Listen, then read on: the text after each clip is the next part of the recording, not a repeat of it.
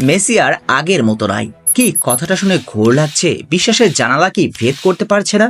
আপনার বিশ্বাস অবিশ্বাসে কিছু যায় আসে না। মেসি সত্যিকার অর্থই আর আগের মতো নেই। একটা বিশ্বকাপ জয়ের পর মেসি অনেকটাই পরিবর্তন হয়েছেন, খানিকটা অহংকারী বটে। কিন্তু অহংকারীর পতন তো আসন্ন। তবে কি মেসির পতন হতে চলেছে? সেসব পরে ভাবা যাবে। আপাতত এই ভিডিওটি দেখুন, যেখানে মেসি প্রতিপক্ষের ফুটবলারকে ধাক্কা দিচ্ছেন বারবার। এই মেসি তো বড্ড অচেনা। কিন্তু আসলেই কি এখানে মেসির দোষ ছিল, নাকি ঘটনার পিছনে লুকিয়েছিল অন্য কোনো ঘটনা? চলুন সেই রহস্যই উদ্ঘাটন করা যাক। প্রকৃত অর্থেই ইন্টার মায়ামি বনাম ফিলাডেলফিয়ার ম্যাচে কি হয়েছিল। আসলে আমরা তো সেই মেসিকে চিনি, যে মেসি বার্সেলোনার জার্সিতে রাতের পর রাত রিয়াল মাদ্রিদের বিপক্ষে সার্জিও রামোস, মার্সেলোদের বল নিয়ে পিছন পিছন ঘুরিয়ে নিয়েছেন।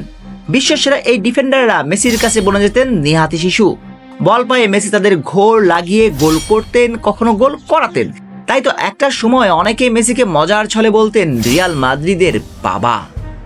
অর্থাৎ মেসির কাছে ঠিক এইভাবে ভেঙে পড়তো মাদ্রিদ সমর্থকদের স্বপ্ন।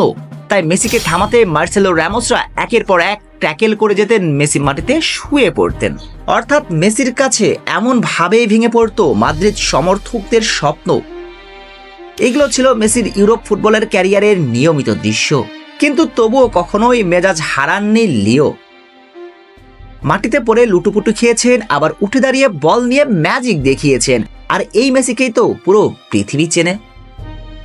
কিন্তু ইন্টার মায়ামির জার্সিতে আমরা কি দেখলাম? মেসি নিজে গিয়ে প্রতিপক্ষের ফুটবলারকে একবার দুবার নয় 3বার ধাক্কা দিয়েছেন।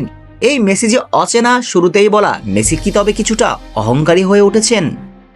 না, মেসি অহংকারী নয়, বরং মেসি এখন প্রতিবাদী। কেউ খারাপ কিছু করলে সেটা হজম করবেন, সেই মেসি আর নাই। মেসি এখন সবকিছুর প্রতিবাদ জানাতে জানেন। ঠিক তেমনটাই হয়েছে এবারের ঘটনায়, কেননা ঘটনার পিছনে লুকিয়েছিল অন্য এক ঘটনা। এদিন ইনজুরি থেকে ফিরে ম্যাচের 55তম মিনিটে মাঠে এসেছিলেন লিও, আর 57তম মিনিটে জাদুকরি এক গোল করে প্রত্যাবর্তনটাও করেছিলেন রাজস্বিক।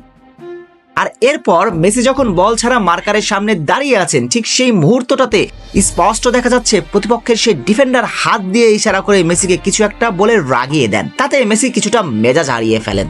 এখন বলুন তো, প্রকৃত দোষটা আসলে কার ছিল? মেসির নাকি ফিলাডেলফিয়ার সেই ডিফেন্ডারের? ফিলাডেলফিয়ার সেই ডিফেন্ডার পায়ে পাড়া দিয়ে মেসির সঙ্গে ঝামেলা কিনে নিয়েছেন। আর শুরুতেই বলা, মেসি তো সেই আগের মেসি নাই। তার সাথে কেউ অন্যায় করলে মেসি সেটার প্রতিবাদ জানাতে জানেন।